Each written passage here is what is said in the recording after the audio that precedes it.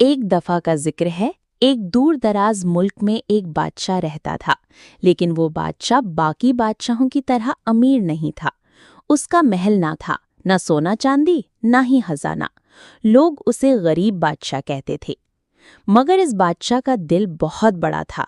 वो अपने लोगों से बहुत मोहब्बत करता था। अगर कोई भूखा होता तो बादशाह खुद उसे खाना देता।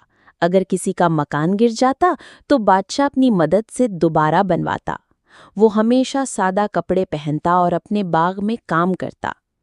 एक दिन एक वजीर ने कहा, बादशाह सलामत, आपके पास खजाना नहीं, फौज नहीं, आप तो सिर्फ नाम के बादशाह हैं। बादशाह मुस्कुराया और बोला, अगर मेरे लोगों के दिलों में मेरी इज्जत है तो यही मेरा सबसे बड़ा खजाना है। एक रोज पड़ोसी मुल्क का लालची बादशाह इस मुल्क पर हमला करने आया। उसने सोचा कि ये गरीब बादशाह मेरा मुकाबला नहीं कर सकता। लेकिन जब जंग का वक्त आया तो पूरा मुल्क, बच्चे, बूढ़े, औरतें, सब इस बादशाह के साथ खड़े हो गए। उन्होंने दुश्मन को भगा दिया।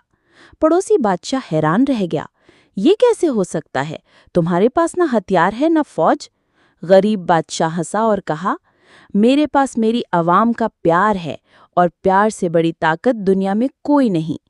इसी दिन से लोग उसे अजीम बादशाह कहने लगे, क्योंकि दौलत से नहीं बल्कि मोहब्बत से दिल जीते जाते हैं। सबक: असल दौलत सोना चांदी नहीं बल्कि लोगों की मोहब्बत और एतमाद है।